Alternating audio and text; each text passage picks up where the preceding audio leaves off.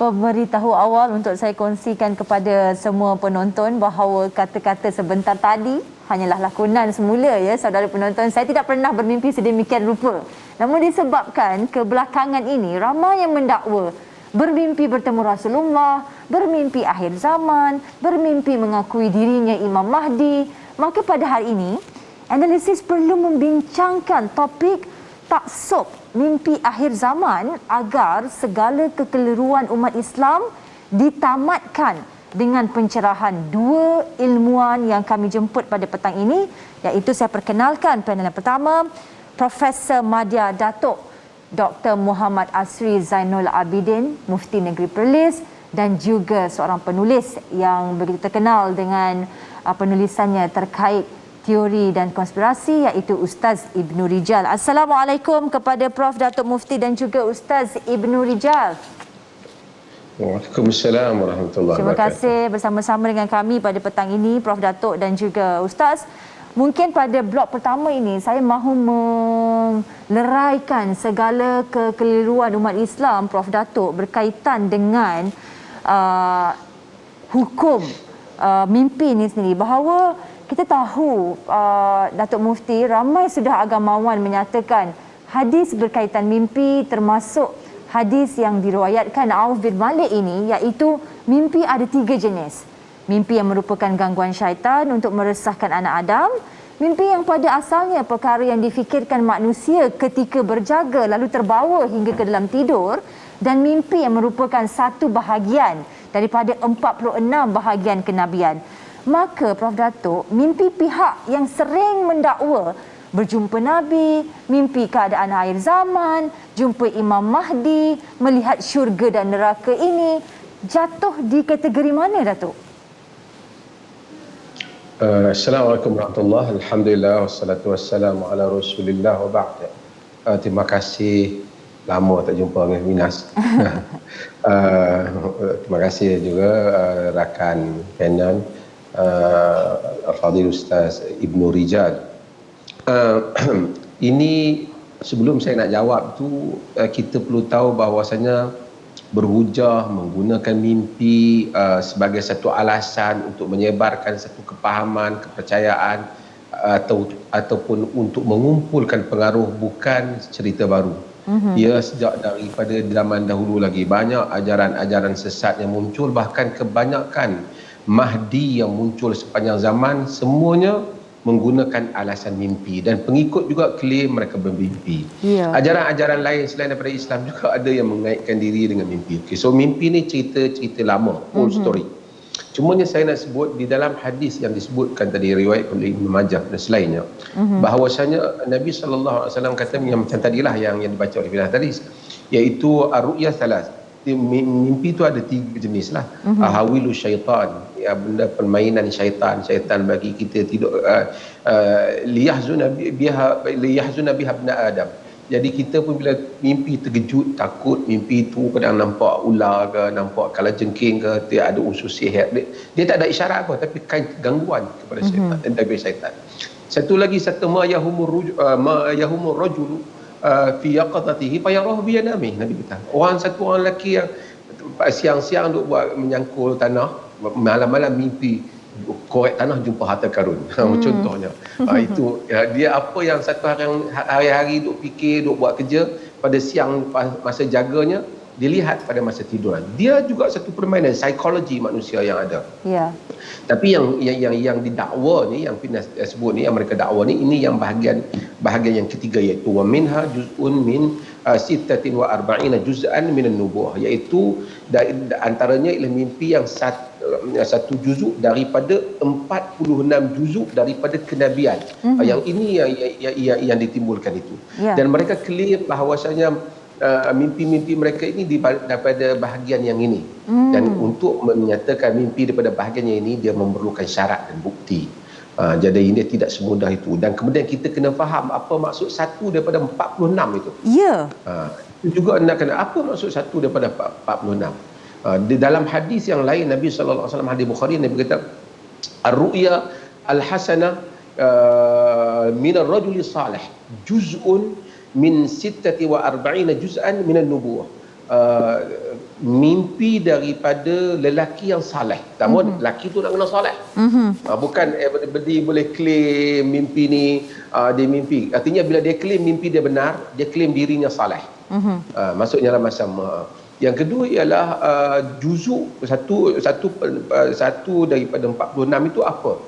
Kebanyakan ulama menyatakan satu daripada 46 itu bukan membabitkan hukum yang baru. Dia tak akan babitkan hukum baru ataupun tindakan-tindakan keagamaan. Tapi ia boleh bersifat sebagai basyarah ataupun nazarah. Dia boleh bersifat satu amaran ataupun peringatan, berita gembira untuk personal, peribadi berkenaan. Saya ataupun kita nak kahwin dengan satu orang, siapa-siapa kan nak minang, tiba-tiba dia mimpi bahawasanya tak sesuai pasangan tu dengan dia. Tak apa, bukan hukum syarak, untuk pilihan diri dia. Tapi ia tidak boleh menghidupkan satu hukum syarak yang baru. Ini mereka kena faham. So mimpi-mimpi yang mereka claim ni, sehingga kumpul pengikut, buat persiapan, buat satu ibadat khusus, kemudian menggalakkan amalan tertentu dan mendakwa orang tertentu dilantik oleh Tuhan. Ini satu perkara yang besar. Dia bukan sekadar basyarah, bukan sekadar dakwaan-dakwaan ataupun sekadar perkara personal.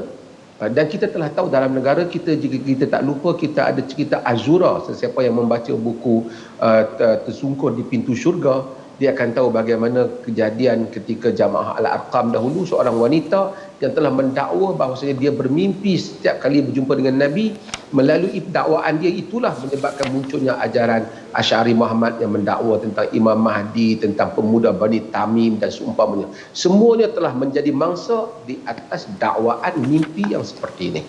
Dan Ibnu Turman Abdullah Muhammad bin Abdullah bin Turman yang mengasaskan kerajaan Murabitin di Maghrib, dia mendakwa dia sebagai Imam Mahdi dalam sejarah. Dia bunuh 70,000 orang. Imam Al-Zahabi menyebut dalam Syiar A'lam Nubala. Tetapi semua benda yang berlaku tu, kebanyakan kejadian bunuh orang, Alwan Syarisi dan seumpamanya yang berlakon, semuanya menggunakan alasan mimpi. Alwan Syarisi mendakwa dia nampak sesuatu dalam mimpi yang mentabalkan Ibn Turman sebagai Mahdi. Juga dalam sejarah Islam telah menyebabkan membunuh ribu-ribu orang. Walaupun pro and con kerajaan yang dimuncul selepas itu, iaitu kerajaan Murabitin, tetapi itu adalah merupakan sejarah daripada mimpi yang telah memangsakan bukan sedikit manusia dalam sejarah.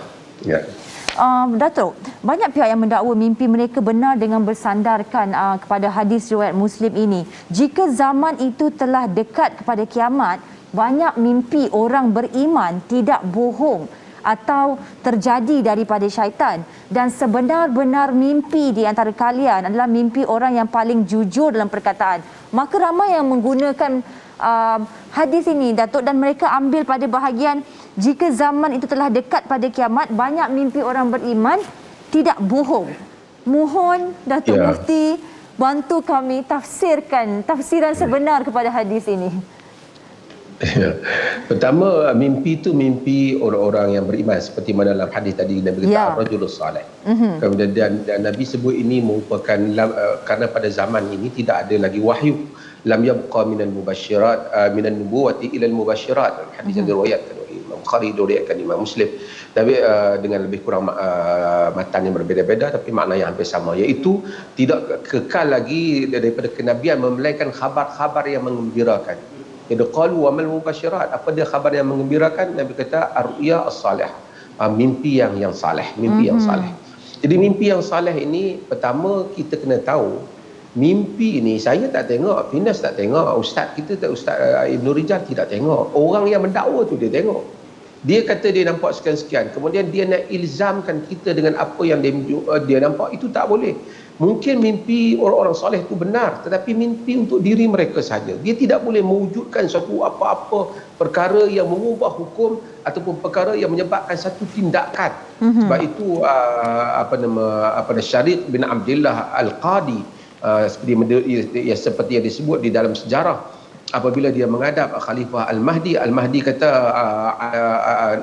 alayya bisayfi wal nata'. wak mari pedang dan wak mari kulit. Kulit ni biasa napak ni digunakan untuk bila dia orang nak pancung orang, dia lapik dalam istana tu supaya bila dia pancung darah tak ke mana. Dia kata kenapa? Dia kata kerana aku melihat di dalam mimpi bahawasanya engkau ni di hadapan aku nampak okey, di belakang aku kau berusaha menjatuhkan aku. Jadi apa dia jawab? Apa Shuraik bin Abdullah Al-Qadi jawab? Shuraik bin Abdullah Al-Qadi jawab, dia kata maru iyaka bi ru'ya Ibrahim Al-Khalil wala mu'abbiruka bi Yusuf As-Siddiq. Maksudnya mimpi kau bukan sama seperti Nabi Ibrahim, dan orang yang mentafsirkan mimpi kau bukan seperti Nabi Yusuf. Sehingga kau dengan itu kau nak tadribu unuq al-muslimin, dengan itu kau nak membunuh orang Islam. Maksudnya mimpi ni kau yang nampak, bila kau nampak kau tak boleh hukum orang lain. Mungkin orang soleh, ramai orang soleh pada zaman ini mereka bermimpi perkara tertentu, itu untuk diri mereka. Tapi gol ajaran sesat, mereka telah mendakwa satu mimpi, menggerakkan pengikutnya, dan kita tengok dia punya kunci kepada dakwaan-dakwaan mimpi ni, leadership di tangan mereka. Kuncinya leadership di tangan mereka. Kuncinya ketaksuban, cult, itu akan kembali kepada mereka.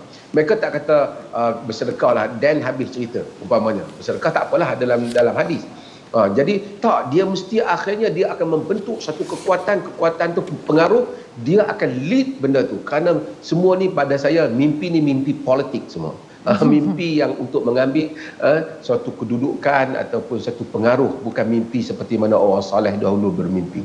Hatta kalau mereka bermimpi, Al-Imam Ibn Hazm Al-Andalusi dalam Al-Muhalla menyebut satu hal apabila dia menceritakan tentang mimpi Abdullah Ibn Umar yang menyatakan Nabi SAW tak mau tengok dia disebabkan kerana dia mencium ketika dia berpuasa. Ibn Hazm Al-Andalusi menyebut bahawasanya ini tidak boleh dijadikan hujah kerana sudah ada hadis yang jelas. Apabila Umar bin Khattab dia beritahu, ya Rasulullah, sana'tul yaum amran aziman, dalam hadis yang diriwayatkan oleh Abu Dawud, disahih oleh Imam Nawawi dan selainnya, dia menyatakan bahawasanya, wahai Rasulullah, aku melihat satu perkara yang besar pada hari ini. Aku buat satu benda yang besar pada hari ini. Nabi kata, apa dia? Qabaltu wa ana shaim. Aku cium sedangkan aku berpuasa. Nabi SAW kata, ara'aita law matmata wa anta shaim minal ma wa anta shaim. Apakah pendapatmu jika kau berkumur semasa kau berpuasa? Dia kata, la ba'sa bihi, tak apa. Dia kata, jadi apa masalahnya? Maksudnya Nabi kita tak ada masalah cium isteri semasa puasa jika tak melebihi daripada itu. Jadi mimpi itu tak boleh mengubah hadis ini. Demikian juga apa yang mereka mimpi itu, kadang-kadang mereka nak mengubah, ajak pergi duduk, tinggal family, pergi duduklah hutan, apa semua ni yang kita dengar mutakhir ni, ini semua melampaui daripada batasan sekadar khabar untuk orang-orang beriman. Dia sudah melebihi daripada batasan itu. Baik Datuk, ramai yang mengetahui bahawa hukum mempercayai takwil atau tafsir mimpi adalah dibolehkan, namun hendaklah mengikut dawabit yang betul. Malangnya Datuk, ramai yang hanya melihat pada penjelasan tafsir mimpi adalah dibolehkan dan mengabaikan penegasan selepasnya. Maka Datuk, takwilan dan tafsiran mimpi bagaimana yang harus dielakkan umat Islam? Ya, pertama terima kasih. Bukan semua orang boleh takwil ataupun takbir mimpi ni. Sebab itu kita baca di dalam antara kalau tidak tak ada kelebihan Nabi Yusuf alaihi salam. Allah ajar dia kan, Rabbi qad ataitani minal mulk wa 'allamtani ta'wil al-ahadits. Wahai Tuhanku, kau telah kurniakan aku daripada kerajaan dan kau mengajar aku daripada takwilan hadis-hadis. Maksudnya takwil bukan interpretation of events dalam sebahagian penafsiran, tapi interpretation of dreams. Dia menafsirkan mimpi. Jadi dia menafsirkan mimpi itu adalah kurniaan, keistimewaan Nabi Yusuf alaihi salam. Sebahagian daripada mimpi yang Nabi Yusuf tengok tu dizahirkan berapa tahun kemudian. Itu yang kita lihat, yang apabila dia kata, ya abati inni ra'aitu ahada asyara kawkaban wasyamsa wal qamara ra'aituhum li sajidin. Wahai bapa aku melihat 11 bintang itu kan. Jadi ini semua kemudian kita ada dalam sejarah Nabi SAW sendiri selepas salat menafsirkan mimpi para sahabat. Dan kemudian kita juga ada dalam sejarah tokoh seperti Muhammad ibn Sirin yang meninggal pada tahun 10. Dia juga merupakan tokoh yang menafsirkan mimpi. Jadi bukan semua orang boleh menafsirkan mimpi. Ada mimpi yang kawan ni tafsir lain, orang ni tafsir lain. Sebab tu mimpi yang buruk tu daripada syaitan kita jangan cerita kepada orang. Jadi tafsiran mimpi itu dibuat kemudian saudara penuntun sekalian, Finas dan penuntun sekalian, Mimpi ni dia yang nampak, kita tak nampak. Walaupun manusia ni kadang-kadang dia jujur pada makan minum, kadang-kadang tetapi apabila bab membesarkan diri, kadang-kadang manusia tak terlepas daripada nak berbohong. Dia nampak sesuatu, dia ceritakan, dia exaggerate because dia nak sesuatu yang mungkin supaya orang bukan kagum dengan mimpi tu, kagum kepada yang bermimpi. Ini berlaku dalam sejarah. Sebab tu kita kena tahu tafsiran mimpi ni. Pertama, tafsir boleh kalau benar mimpi itu berlaku. Kemudian adakah benar mimpi itu telah berlaku seperti yang dia ceritakan, ataupun syaitan bermain-main dengan dia. Syaitan bermain dengan dia supaya dia melihat sesuatu yang dia sangka ini kurniaan Allah, sedangkan ia bukan kurniaan Allah. Sedangkan Nabi SAW, kalau orang mimpi berjumpa dengan Nabi, man ra'ani fil manam faqad ra'ani fa inna syaitan la yatamatsalu bi, dan riwayat fa inna syaitan la yukawwinuni, kerana syaitan tak menyerupai aku, dan sebahagian riwayat dia kata syaitan la yatakawwanuni, syaitan tak boleh jadi macam aku. Hatta orang seperti Muhammad ibn Sirin tadi, yang dikata pakar tentang tafsir mimpi, ada orang berdatang kepadanya menyatakan, saya bermimpi berjumpa Rasulullah SAW. Dia kata, sifuli, ceritakan Nabi tu macam mana. Kau tu cerita Nabi sekian-sekian. Dia kata, innaka lan tara, engkau tak tengok Nabi tu. Maksudnya habis tu takkan syaitan menyerupai Nabi. Syaitan tidak boleh menyerupai Nabi, tetapi syaitan boleh menyerupai orang lain, kemudian kita menyangka itu Nabi. Dia tak boleh menyerupai Nabi. Ini yang disebut oleh Muhammad bin Al-Hasan bin Ali. Dan sebut sebahagian yang siapa yang boleh membaca muqaddimah, ada ta'birul anam fi ta'biril manam oleh An-Nabulusi dan seumpama. Dan ini semua kita kena tahu, itu kitab-kitab mimpi. Dan ini yang terjadi. Syaitan boleh menipu siapa saja. Lagikan yang hidup tengok dengan mata betul pun syaitan menipu. Ini kan pula ketika kita dalam keadaan bermimpi. Betul. Sebab tu mimpi orang soleh memang benar, tapi untuk dirinya. Ya, untuk dirinya. Okey, Ustaz Ibnu Rijal, setiap daripada umat Islam tahu dan yakin bahawa Imam Al-Mahdi adalah di antara rahmat Allah kepada umat akhir zaman dalam menegakkan keadilan, kebenaran, malah menjadi hidayah dan taufik serta memberi petunjuk kepada sekalian manusia di zaman kezaliman dan kejahatan. Namun Ustaz, dalam menanti kemunculan Al-Mahdi ini, adakah terdapat keperluan untuk seseorang umat Islam merekrut berbondong-bondong umat Islam lain bersamanya, meninggalkan tanggungjawab sedia ada seperti menjual rumah, membina rumah di dalam hutan, korek tanah untuk jadikan kubu, termasuk memulakan perjalanan ke Syam hanya semata-mata telah bermimpi keadaan akhir zaman? Ustaz jangan jawab dulu, analisis perlu berehat seketika. Jawapan Ustaz Ibnu Rijal selepas ini.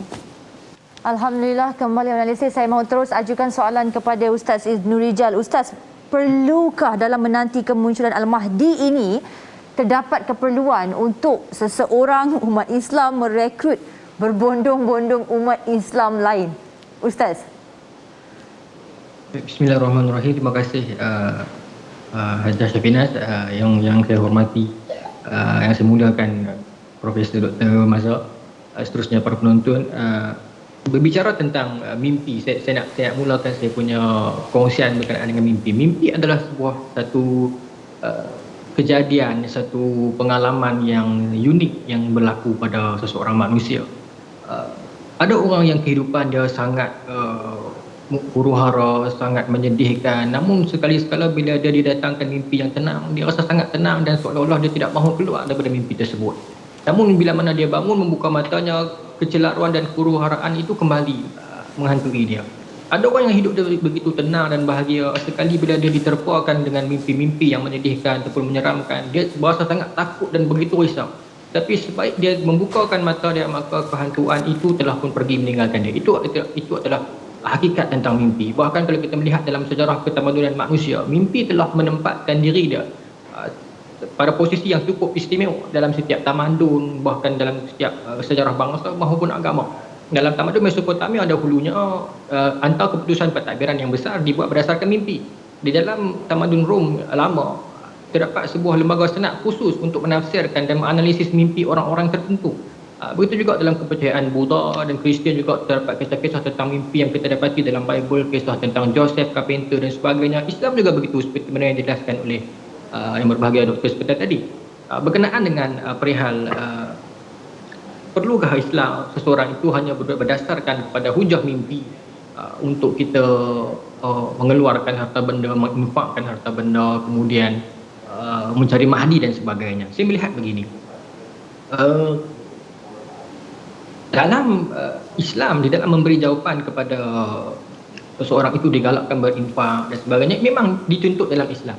Namun ia perlu ada satu indikator untuk kita mengukur bagaimana dan sejauh mana kebenaran infak kita tersebut. Sebab sejarah membuktikan telah berapa banyak organisasi, telah betapa banyak persatuan dan gerakan yang muncul atas dunia ini berganti-ganti, yang masing-masing menyatakan gerakan mereka yang paling benar dan betul. Dan orang yang mengikut mereka itu pastinya teruja dalam untuk menginfakkan harta mereka dan menyangka itulah infak yang sebenar. Dia berlaku dalam sejarah dunia dan banyak gerakan itu muncul dan tumbang. Dalam hal ini kita melihat kepada perlunya untuk kita meneliti kepada konteks. Dr. Mazhar pernah menulis sebab urut hadis, Dawabit wal Ma'ayir. Bagaimana perlunya untuk kita melihat kepada konteks dalam kita membicarakan perihal tentang hadis dan sebagainya. Dalam usaha pencarian mahdi sebagai misal seperti mana yang disebutkan oleh Hajah moderator sebentar tadi, saya fikir begini, telah berapa banyak mahdi muncul dan tumbang merentasi zaman. Kita baca banyak sejarah tadi Dr. sebutkan tentang Ibn Tumat dan sebagainya. Saya fikir kerana umat Islam, kita sekarang berada pada fasa yang mana kita kehilangan hero ataupun wira. Pernah beberapa kali kali terakhir kita mendengar tentang Khalid Al-Walid, Sultan Salahuddin Al-Ayyubi, Sultan Muhammad Al-Fatih dan sebagainya. Kemudian kita seolah-olah tercari-cari di manakah hero kita. Kalau kita lihat dalam sejarah ketika mana era perang Arab Israel, dunia mengangkat Jamal Abdul Nasir. Kemudiannya bila berlaku beberapa peristiwa yang lain, Jamal Abdul Nasir telah diketepikan. Dalam era perang Teluk, kita mengangkat Saddam Hussein. Bahkan pernah pada satu ketika dunia Islam pernah mengangkat Khomeini dalam peristiwa revolusi Iran sebagai misal. Maka kerana umat Islam ini kita senantiasa mencari-cari wira. Kita senantiasa mencari figura kita, mencari tokoh kita. Mahdi dia akan muncul pada masanya meskipun hadis. Producer, adakah Ustaz Ibnu Rijal sudah bersama dengan kita? Ustaz dengar suara saya, Ustaz? Ya, ada. Hilang tadi tiba-tiba. Mungkin Ustaz boleh sambung. Ustaz mengatakan bahawa Imam Mahdi akan tiba bila masanya. Teruskan Ustaz. Baik. Saya nak patah balik ke tadi. Baik, berkenaan dengan Imam Mahdi. Dia terdapat banyak hadis membincangkan tentang Imam Mahdi dan para ilmuwan dalam bidang hadis membincangkan tentang status hadis-hadis tersebut. Ada yang kuat dan sebagainya. Dia akan tiba pada waktunya, pada kadarnya. Jadi usaha seperti mana disebutkan sebentar tadi, usaha untuk kita membawa diri ke hutan-hutan ataupun bergerak dalam satu rombongan untuk kita mencari kita punya Mahdi. Sebenarnya usaha ini bukan satu usaha yang baru. Dia telah pun berlalu merentasi sejarah. Berapa banyak tokoh yang digelar Mahdi seperti mana disebutkan sebentar tadi tentang Muhammad bin Tumat, ada Ubaidillah bin Maimun dan banyak tokoh-tokoh yang awalnya diangkat sebagai Mahdi. Kemudian dia berlalu dengan berlalunya zaman. Baik, dalam melihat kepada konteks, misalnya saya memberi contoh, kita dengan berpandukan kepada dalil mimpi, kita mengajak agar pergerakan besar-besaran dilakukan, penghijrahan besar-besaran dilakukan untuk in order for us in the searching for Mahdi. Namun kalau kita melihat kepada konteks, dalam realiti dunia sekarang, dia tidak mengizinkan begitu. Dia ada realiti yang perlu kita hadapi. Sebab tu dalam urusan beragama ini kita ada fiqh nusus dan fiqh waqi'. Satu fiqh yang nas yang tidak berubah dan fiqh realiti yang berubah-ubah. Kita sekarang berada pada dimensi yang tidak memungkinkan perkara itu berlaku kerana kita berhadapan dengan kerana seperti mana immigration, custom, ada persempadanan dan sebagainya yang memustahilkan usaha ini. Jadi sebelum ini, kalau saya boleh imbas kepada sejarah, sebelum ini ada satu orang tokoh, dia pernah mengeluarkan pandangan mengatakan para penduduk di Palestin digalakkan agar keluar berhijrah meninggalkan Palestin kerana mengambil spirit semangat hijrah Nabi SAW. Namun pandangan daripada tokoh ini dikritik kerana dia dalam realiti dunia hari ini dia tidak memungkinkan begitu. Dia tidak sama dalam konsep realiti zaman hijrah. Kerana dunia sekarang dengan ada sempadan, dengan ada immigration, dengan ada custom dan sebagainya, dia tidak memungkinkan begitu. Jadi bagaimana? Adakah dikatakan hadis Nabi ini salah? Hadis Nabi tak salah. Nabi bercakap benar. Nabi tidak pernah berdusta. Benar hadis Nabi jika statusnya kuat, benar. Jadi bagaimana kalau dikatakan adakah berlaku kontra di sini, iaitu jika dikatakan hadis Nabi itu benar tetapi realiti sekarang tidak memungkinkan perkara itu berlaku, seperti mana kita merentasi segala banjaran dan sebagainya untuk mencari Mahdi. Bahkan dalam Mustadrak Al-Hakim menyebutkan kalau kita melihat panji-panji hitam kita bergerak ke arahnya untuk membaiat Mahdi dan sebagainya. Adakah berlaku kontra di sini? Kontra tak berlaku. Cuma konteks yang sedang kita hadapi dalam realiti sekarang adalah kemungkinan masanya belum tiba. Kemungkinan realiti itu tidak memungkinkan untuk usaha itu berlaku. Kemungkinan zaman anak cucu kita nanti. Jadi apa yang lebih penting untuk kita sekarang adalah untuk memantapkan kita punya keilmuan, memantapkan kita punya akidah, memperhalusi kita punya ibadat dan sebagainya. Kita perlu sibuk memikirkan tentang kita punya sah atau tidak solat dan sebagainya, memikirkan permasalahan moral anak-anak muda. Banyak lagi perkara yang perlu kita siapkan, dan itu juga adalah salah satu usaha untuk kita menyediakan sebuah generasi yang ampuh dan kuat untuk, ialah kalau kita mencita-citakan agar menjadi sebahagian daripada tentera Mahdi, mungkin kalau kita tak mampu hari ini, kita menyediakan anak cucu kita nanti. Jadi bukan pentasnya untuk kita lari daripada medan realiti yang sedang kita hadapi sekarang, yang penuh dengan keporak-porandaan fitnah akhir zaman ini, dengan keruntuhan akhlak dan sebagainya, dan kita membawa diri lari meninggalkan realiti itu, sedangkan konteks hadis itu tidak memungkinkan realiti itu sekarang. Jadi saya kira di dalam menelusuri bab ini, kita perlu kembali kepada melihat konteks sesebuah hadis di dalam kita nak mengatur beberapa gerakan kita. Hadis Nabi benar. Jika dia kelihatan macam mustahil sekarang, bukan bererti hadis itu salah. Mungkin dia bukan pada dimensi ini, mungkin dia pada dimensi akan datang. Saya kira begitu. Ustaz, seorang wanita yang membawa ajaran perjalanan mimpi yang terakhir menyatakan, ketika saya masih hidup, memang Imam Mahdi belum keluar. Tetapi niat kita mencari Imam Mahdi, maka ketika mati, kita akan menuju syurga Allah. Dua soalan saya. Umat Islam wajib mencari Imam Mahdi? Kedua, kita akan ke syurga jika terkorban dalam proses pencarian Imam Mahdi, Ustaz? Allahu Akbar. Ini soalan ni. Saya fikir saya takut nak jawab sebab saya bergandingan dengan Tuan Mufti. Takut tak lagi. Jadi saya salah di dalam. Kita akan ajukan kepada Datuk Mufti juga sebentar lagi. Tapi dari sudut pandang Ustaz, umat Islam wajib mencari Imam Mahdi? Kecintaan kepada Mahdi itu memang terdapat dalam jiwa umat Islam, terutamanya pada fasa sekarang, bila mana yang seperti mana saya sebutkan sebentar tadi, kita berada pada fasa dunia yang Islam kehilangan wira, maka kita akan mencari-cari wira kita. Bahkan sampai hari ini pun kita mengangkat silih berganti. Saddam Hussein pernah diangkat dalam era perang sebelumnya, sekarang orang mengangkat Turki, Erdogan dan sebagainya. Maka telah terbina di dalam diri seseorang itu Mahdi. Dan saya fikir di sudut psikologinya, bila mana warga ini ataupun umat Islam sekarang, maafkan kalau sensitif, tapi bila mana umat Islam dunia sekarang lah, saya tak menyebut dalam konteks Malaysia, tapi kita fikir lebih luas dalam umat Islam dunia sekarang, mungkin kekecewaan mereka terhadap beberapa sikap dan sifat yang ada pada pemimpin Islam itu sendiri menyebabkan mereka beralih arah. Menyebabkan kerinduan mereka kepada Mahdi lebih membuak-buak. Kerinduan kepada perlunya ada pemimpin yang benar seperti mana Mahdi itu perlu muncul segera. Kerana mungkin ini juga dikesankan oleh kerana kekecewaan seperti mana saya sebutkan sebentar tadi. Baik, perlukah untuk kita mencari Mahdi seperti mana saya sebutkan tadi? Banyak hadis menyebutkan tentang Mahdi yang Datuk Doktor lebih arif tentang status-status hadis tersebut. Ulama mengatakan dia mutawatir di sudut makna kerana dia ada yang kuat dan sebagainya. Pun begitu seperti mana saya katakan sebentar tadi,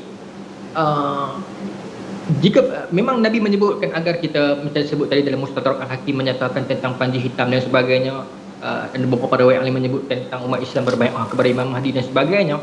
Namun kembali kepada persoalan yang saya sebutkan sebentar tadi, iaitu konteks. Kita perlu memahami konteks dan realiti dia. Jika dalam dimensi realiti sekarang yang tidak memungkinkan perkara itu, seperti mana yang saya katakan sebentar tadi, saya kelihatan macam mengulang poin yang sama, tapi itu poin yang nak mengatakan dalam realiti sekarang yang tidak memungkinkan perkara itu bukan menunjukkan kesalahan kepada hadis tersebut, tetapi realiti konteks realitinya sekarang masih lagi belum ke arah itu. Mungkin masanya akan tiba. Dalam realiti yang sedang kita berada sekarang memerlukan kita untuk berhadapan dengan ancaman depan mata kita, ancaman akidah, ancaman ajaran sesat, keruntuhan akhlak dalam kalangan anak muda, penyediaan agar kita memantapkan fardu ain dan sebagainya. Saya fikir itu lebih krusial dan itu lebih utama, dan di dalam kita nak menyediakan anak cucu kita, generasi depan, kepada satu generasi yang kuat, kalaupun mereka akan bertemu dengan Mahdi. Apa yang lebih malang kepada sebuah bangsa adalah jika mana mereka hanya mampu mewariskan mimpi kepada anak-anak pada masa depan berbanding mereka mampu mewariskan sebuah realiti untuk dikecapi. Ya, sebentar tadi Ustaz Ibnu Rijal mengatakan agak sukar untuk menjawab soalan saya sebab mahu memberi peluang kepada agar yang lebih arif lah, bahawa Dr. Mufti Dr. Mufti sini untuk menjawab soalan. Datuk, umat Islam wajib mencari Imam Mahdi, itu soalan yang pertama. Yang kedua, kita akan ke syurga ke Datuk jika terkorban dalam proses pencarian Imam Mahdi? Bismillahirrahmanirrahim. Terima kasih. Yang pertama, Imam Mahdi ni tak payah cari. Kalau sampai masa dia muncul, dia bukan muncul dengan cara kita panggil dia muncul. Tak. Ini dalam sebahagian ajaran, minta maaf kita sebut dalam Syiah. Syiah dia seru Imam Mahdi ni supaya keluar. Kita tak ada. Imam Mahdi ni apabila cukup masa dia akan keluar. Dan untuk keluarnya Imam Mahdi ni kadang-kadang ramai orang ni kalau kita lihat dalam sejarah, macam saya sebut tadi, orang yang mendakwa tentang kemunculan Mahdi semua mengaitkan tentang kedudukan dirinya. Ada yang dakwa dia adalah pemegang panji-panji, adalah dakwa bahawasanya dia yang dilantik oleh Mahdi, ada yang dakwa dia naibul imam. Mereka ada kepentingan. Mendakwa tentang kemunculan Mahdi ini bukan cerita baru. Cerita yang lama, bahkan dalam sejarahnya ada sampai berjaya membentuk kerajaan macam Ibn Turmat tadi kerana mendakwa Mahdi. Ada yang berjaya menentang British, iaitu Mahdi di Sudan, kerana mendakwa tentang dia sebagai Imam Mahdi. Dan banyak tentang cerita Imam Mahdi ni. Cuma saya nak bagi tahu, Mahdi ni dia bukan muncul kita fikir tu Imam Mahdi dah datang, rupanya dia bukan macam tu. Macam tadi Ustaz Ibn Rijal sebut, saya nak sebut, dia ada keadaan di mana tempoh dia datang. Tempoh itu mesti dia begitu akhir zaman. Kerana pada munculnya Mahdi, munculnya juga Isa. Sebab itu ada peristiwa yang dalam kemunculan mereka, iaitu mereka solat di Al-Aqsa. Dan Nabi Isa telah menyuruh Al-Mahdi menjadi imam. Imamukum minkum, imam kamu di kalangan kamu. Dan kemudian berbagai-bagai riwayat tentang hal itu. Dan kemudian dan kita tahu Isa akan membunuh Dajjal. Masa itu juga munculnya Dajjal. Ini sekarang tengah WHO lah apa ni macam-macam. So sekarang ni ini idea ni ialah macam tadi, idea orang yang kadang-kadang dia nak satu leadership ataupun dia kecewa dengan satu keadaan, dia harap keadaan itu musnah supaya dia dapat bertukar. Kadang-kadang satu orang tu hutang banyak sangat, dia harap kalau boleh bank terbakar contohnya lah. Kalau macam tu juga orang yang kadang-kadang dia tak tahu nak buat apa, dia tengok nak buat tak boleh, so minta-minta lah Mahdi muncul. Sebab tu orang yang terlalu susah hati kadang-kadang dia banyak berkhayal dan dia juga terlalu bermimpi. Nabi SAW kadang-kadang memotong semangat yang berlebihan dalam hal itu. Ada orang datang dalam majlis Nabi dalam hadis yang sahih diriwayatkan Imam Bukhari, diriwayatkan Imam Muslim dan yang lain. Dia tanya Rasulullah SAW, Nabi itu tengah bercakap, kata, ya Rasulullah, mata sa'ah, Rasulullah, kiamat bila? Nabi SAW tidak jawab kiamat sekian-sekian, walaupun ada riwayat lain Nabi menceritakan tentang asyratus sa'ah, tentang tanda-tanda kiamat. Tapi baginda SAW kata, ma'adata laha, kau bersiap apa nak kiamat? Itu cara Nabi respon, kau bersiap apa nak kiamat? Kemudian baru dia kata, ana ma'adatu kabira sawmi wala salati wala sadaqati walakinni uhibbullah wa rasulah. Aku tak siap banyak lah, tak adalah semayang banyak apa semua, tapi aku sayangkan Allah dan Rasulnya. Nabi kata, anta ma'aman ahbat, engkau bersama dengan siapa yang kau sayang. Kata Anas, hari itu paling gembira orang Islam apabila mendengar jawapan Nabi, kami semua sayangkan Allah dan Rasulnya, sayangkan Abu Bakar, sayangkan Umar. Jadi ini adalah merupakan cara Nabi menangani. Ramai orang dia tanya Imam Mahdi datang, kenapa dia nak kiamat cepat? Ni tanda kiamat dah ni. Besok nampak macam tanda kiamat ni. Kenapa? Kiamat tidak memberi baik ataupun buruk pada kita, melainkan jika kita masuk syurga. Dan masuk syurga tak ada syarat mesti jumpa Imam Mahdi. Kalau tidak, sahabat semua tak jumpa Imam Mahdi. Kan? Masuk syurga tak ada kait. Sesiapa yang beramal dengan amalan saleh, dia masuk syurga. Bahkan bila munculnya Mahdi, pada zaman itu juga Isa, adanya Dajjal. Dajjal merupakan satu ujian yang paling besar di dalam sejarah manusia ni. Sehingga Nabi suruh kita minta wa'udzubika min fitnati mahya wa fitnati masihid dajjal. Minta jauh daripada fitnah al-masih ad-dajjal. Kerana Nabi bagi tahu fitnah yang besar ialah fitnah dajjal. Jadi sebab itu kalau boleh kita tak mau zaman fitnah dajjal, kerana nanti ramai orang terfitnah. Ya. Pada zaman Dajjal tak datang pun berapa banyak masalah kita telah jadi keliru. Ya. Jadi kenapa segar orang suka sangat Imam Mahdi datang nak jumpa ni, nak pergi lawan Dajjal dan seumpamanya. Kalau semangat nak lawan tu okeylah. Tapi maksudnya kita tak disuruh oleh agama. Siapa yang tak jumpa Mahdi, dia tak masuk syurga, tak ada. Kalau Mahdi datang, ada ciri-cirinya, masanya. Sejak zaman dahulu orang muncul dakwah Mahdi. Tapi Mahdi belum muncul. Banyak syaratnya. Berlaku Sufianiyah, berlaku Barbariah, berlaku banyak kejadian-kejadian yang akan berlaku. Dakwaan Mahdi juga jangan lupa telah menyebabkan ditawannya Masjidil Haram. Telah berlaku tumpah darah pada tahun 70-an. Dan menyebabkan ketika itu kerajaan Saudi paksa menghantar berbagai-bagai pasukan nak uji Mahdi betul kata. Itu semua yang dakwah dalam sepanjang sejarah. Semuanya dari segi sejarah mempunyai titis keturunan Nabi ataupun mendakwa mempunyai titis keturunan Nabi. Dan akhirnya mereka membuat fitnah yang mengorbankan bukan sedikit darah kaum muslimin. Allah. Baik, Ya. Ustaz, sebelum berhenti rehat, saya tanyakan kepada Ustaz berkenaan dengan wanita ini juga yang mengatakan dakwaan Perang Dunia Ketiga bermula di Sabah. Jadi daripada sudut teori dan konspirasinya, selepas ini saya perlukan penjelasan daripada Ustaz Ibnu Rijal. Sebaik kita kembali berhenti rehat sebentar ya. Alhamdulillah, kembali dalam analisis Ustaz, dakwaan Perang Dunia Ketiga dari sudut teori dan konspirasi sepanjang pengajian Ustaz akan bermula di Sabah. Adakah ia satu dakwaan yang benar ataupun bagaimana? Terima kasih Hajar Nurita. Persoalan tentang perang besar, perang dunia lah disebutkan. Kristen menyebutkan dengan istilah Armageddon. Kita juga menyebutkan tentang dengan istilah Malhamah Kubra. Dan persoalan tentang perang besar ini memang banyak dibicarakan terutamanya kepada para pencari ataupun para penggemar ilmu fitan, para pengkaji akhir zaman ini. Bahkan saya juga pada satu ketika juga pernah amat asyik di dalam mengkaji dan meneliti bab ini.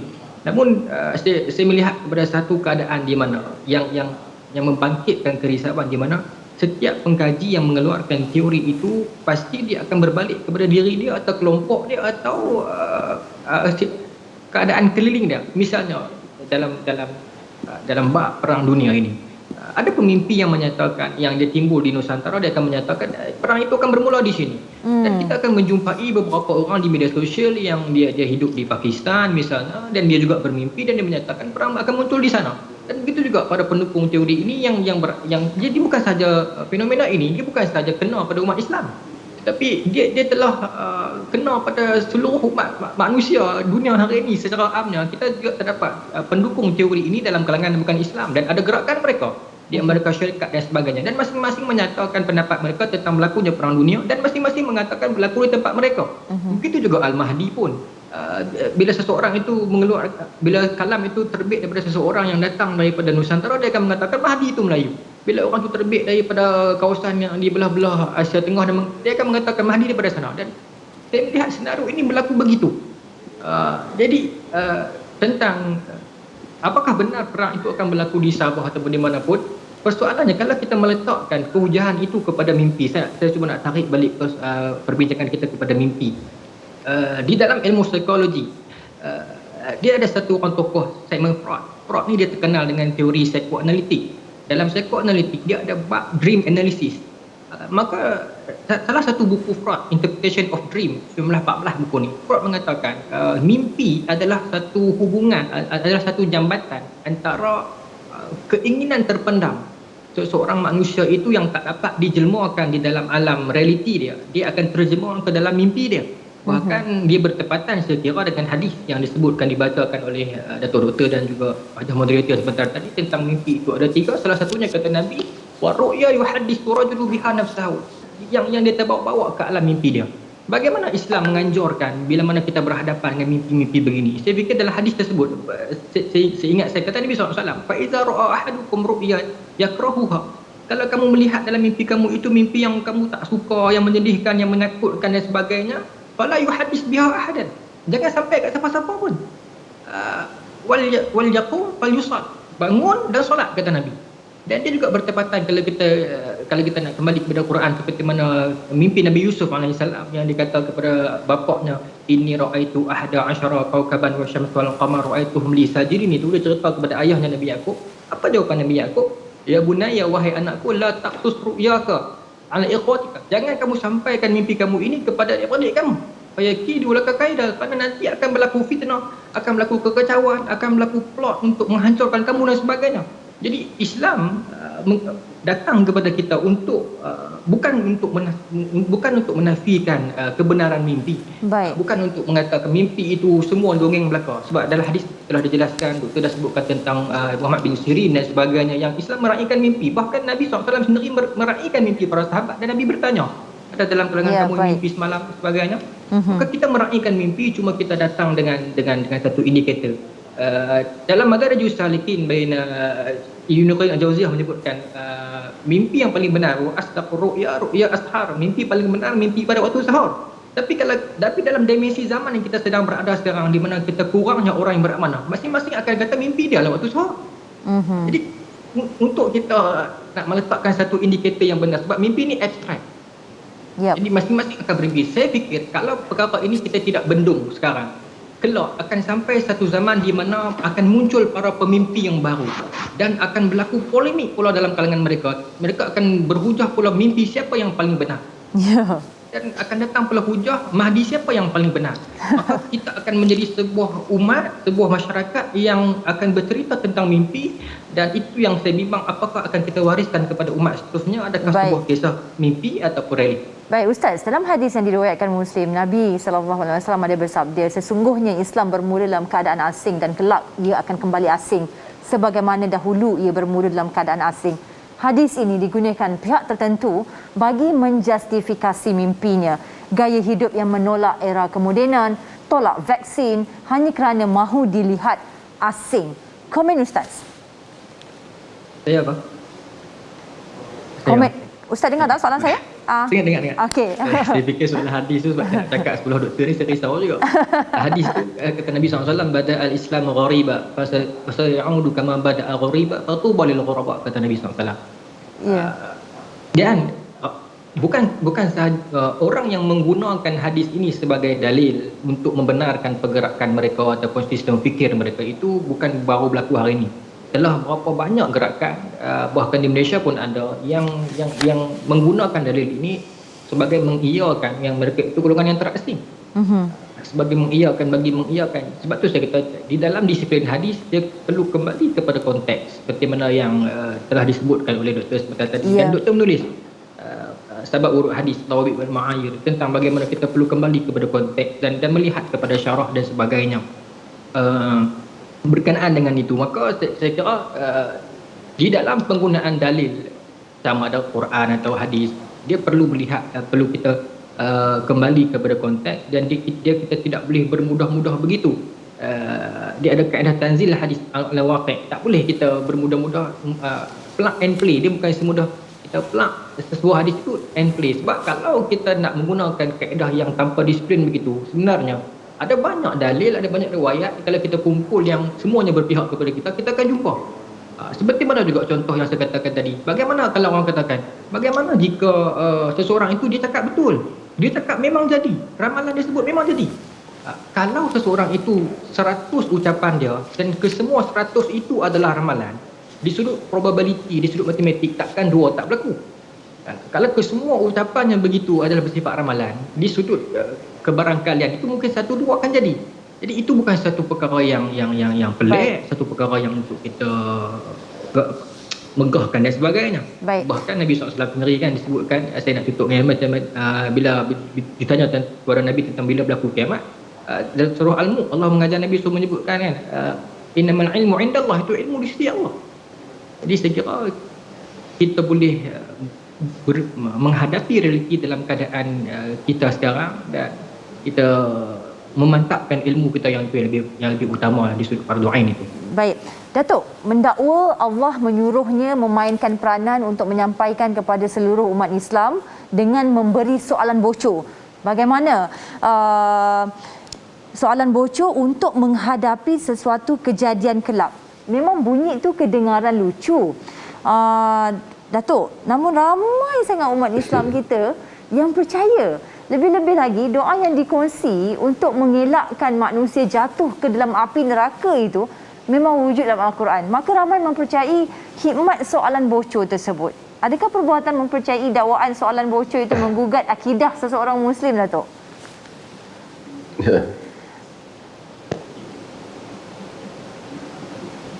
Terima kasih. Seperti mana yang telah saya sebut sebelum ni,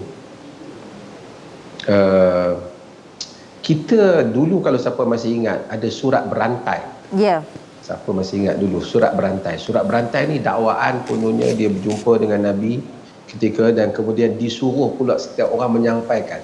Kalau kita tengok kepada inti kandungan dia tu macam nasihat yang baik, tapi kita kena tahu di belakang dia tu ialah untuk mengangkat orang yang bermimpi atau orang yang berjumpa dengan Nabi itu.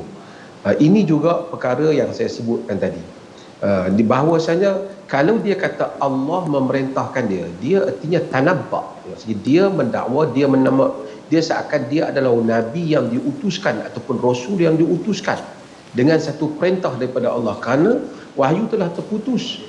Al-yawma akmaltu lakum dinakum, hari ini telah aku sempurnakan agama kamu. Tapi kalau lagi Allah masih menurunkan perintah-perintahnya untuk disampaikan kepada manusia, berarti orang yang menyampaikan perintah itu dia adalah Rasul. Rasul itu messenger. So she is a messenger from God. Dia adalah messenger daripada Tuhan. Jika dia dakwa, artinya dia mendakwa dia Rasul. Itu maksud Rasul. Dan ini satu dakwaan yang sangat bahaya, dan orang yang mempercayai dia bahawasanya dia mendapat mesej daripada Allah, berarti dia mesej. So dialah messenger. Dia messenger, dia Rasul lah. Artinya mereka mendakwa ada lagi Rasul selain daripada Nabi Muhammad. Ini jaga, ini sangat bahaya. Kerana kita khatamin nabiin, wajib beriman Nabi Muhammad adalah penutup kepada sekalian Nabi. Ada pun mimpi, kalau dia mimpi satu mimpi untuk personal macam kita tadi, kita pun tak pasti mimpi untuk personal itu mungkin benar daripada Allah, mungkin daripada syaitan. Itu tak ada isu personal. Tapi apabila dia kata Allah menurunkan titah kepadanya untuk menyampaikan titah itu pada manusia, artinya dia claim dia Rasul. Siapa yang percaya, berarti orang tu percaya dia ada Rasul. Ini adalah bukan soal kecil, ini soal boleh mengeluarkan dia daripada asas akidah yang penting, mempercayai Muhammad bin Abdullah penutup kepada sekalian Rasul. Ini rasa kena hati-hati, kena hati-hati, sangat bahaya. Ya. Baik, terima kasih Prof. Datuk. Kesimpulan perbincangan kita selepas ini. Alhamdulillah, kembali analisis Ustaz. Tafsiran mimpi akhir zaman sering kali dikaitkan dengan ketidakstabilan politik terkini. Serangan pandemik dijadikan salah satu petunjuk bahawa visi New World Order ingin mengambil alih pemerintahan negara. Maka dakwaan vaksin, alat kawalan minda, magnet nano, chip nano, 5G yang dicipta bagi merealisasikan agenda New World Order. Lebih mengejutkan, berdasarkan perbualan ruang media sosial, terdapat pengikut kumpulan mimpi ini mengatakan pengasas ajaran mimpi tersebut meletakkan hukuman berdosa kepada sesiapa yang mengambil vaksin. Ustaz, untuk sekian kalinya, adakah semua dakwaan ini wajar kita umat Islam bimbangi atau ia hanyalah bersandarkan ketaksuban semata-mata bagi kedua-dua pihak? Si pemimpi dan juga ketaksuban si pengikut. Silakan Ustaz, 1 minit. 1 minit, saya cuba ringkaskan. Berkenaan dengan New World Order, ungkapan ini dia telah muncul tahun 1918 lagi. Dia ketika mana idea penubuhan Liga Bangsa, kemudian dia terpendam, lalu penjenamaan semula United Nations, dia muncul semula daripada ucapan Roosevelt. Apa yang menarik adalah gerakan yang pertama bangun untuk menentang New World Order ialah gerakan daripada Amerika Syarikat, Joint Base Society ataupun JBS. Kerana ketika itu New World Order adalah dilihat sebagai ancaman kepada kedaulatan dan politik. Namun zaman berlalu dan istilah New World Order itu menerbitkan makna-makna yang baru dan seperti mana yang kita hadapi sekarang. Apapun sebagai penutup saya fikir 1 minit ini, kita perlu melihat kepada dia ada beza antara kebenaran mimpi dan kebenaran pemimpi. Barangkali seseorang itu yang menceritakan tentang mimpi itu, barangkali dia tidak berdusta, barangkali dia seorang yang jujur, dia menceritakan tentang mimpi dia, dan barangkali dia memang mimpi yang demikian, barangkali dia memang tidak berdusta, orang yang jujur. Tapi dia perlu ada satu garis pemisah yang halus antara sama ada dia berdusta ataupun mimpi itu dusta. Jadi saya fikir dalam hal ini, di dalam istilah psikologi ada satu terma yang dinamakan delusion of grandeur, iaitu keinginan untuk memimpin, keinginan untuk dipandang tinggi dan sebagainya. Mungkin itu mendorong kepada perkara tersebut terlihat terjemah ke alam mimpi. Maka dalam hal ini saya fikir sokongan yang membuta tuli akan menyebabkan kita akan memberi semangat yang berlebihan kepada mereka-mereka tersebut. Ataupun sindiran ataupun kutukan yang terlalu pedas, ataupun bukan kritikan membina tapi kutukan yang begitu dahsyat akan menyebabkan gerakan ini meraih simpati dan mereka akan mengembangkan ajaran mereka yang lebih meluas. Saya fikir dalam hal ini how to tackle adalah dengan kita mungkin kita perlu kepada pendekatan psikologi untuk deal dengan orang begini. Mungkin mereka memerlukan bantuan, mungkin mereka tidak jahat, mungkin mereka tidak salah, tapi mungkin mereka sedang menghadapi masalah psikologi yang memerlukan bantuan dan sokongan daripada kita. Saya fikir begitulah sebagai penutup. Terima kasih Ustaz Ibn Rijal. Datuk Dr. Mufti, mohon pencerahan daripada Prof. Datuk bagi menyimpulkan perbincangan kita. Saya ingin menjemput satu hal, iaitu kata Imam Syatibi dalam Al-Qasam, selemah-lemah hujah golongan yang sesat ni ialah mimpi. Kerana mimpi ni dia tak ada berdasarkan apa, dia klaim saja. Kita tahu bahawasanya telah berlaku peristiwa penting pada selepas kewafatan Nabi, bergantung krisis antara Aisyah dengan Ali dan berbagai-bagai lagi, pun tak ada siapa pun yang mendakwa mereka mimpi jumpa Nabi. Nabi bagi tahu Aisyah kebenar ataupun Ali kebenar, padahal keadaan lebih diperlukan ketika itu untuk menyelamatkan orang Islam. Telah berlaku krisis di kalangan para sahabat. Aisyah pernah tidur sekali dengan Nabi tapi tak pernah kata sebab Nabi tak ada, aku tak malam mimpi Nabi bagi tahu aku benar, Ali salah, ataupun Fatimah benar, Abu Bakar salah. Tidak pernah hal-hal itu didakwa. Sebab itu saya ingin mengajak semua, khususnya kepada golongan agama, ustaz-ustaz juga, kita jangan ajar masyarakat kita berhujah dengan mimpi. Sebahagian mereka banyak sangat, kadang-kadang selalu sangat dia pun nak tunjukkan mimpi-mimpi ni.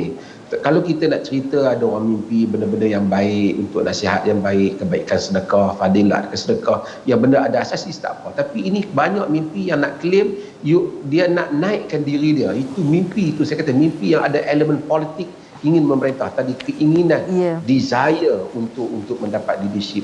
Inilah yang sangat bahaya dalam sejarah umat Islam. Terima kasih. Baik, terima kasih Prof. Datuk. Terima kasih kepada kedua-dua panel kita pada petang ini. Sedikit kesimpulan daripada saya, mungkin ada yang berpendapat kumpulan perjalanan mimpi yang terakhir ini hanyalah sekadar satu lagi kumpulan yang taksub dengan teori akhir zaman.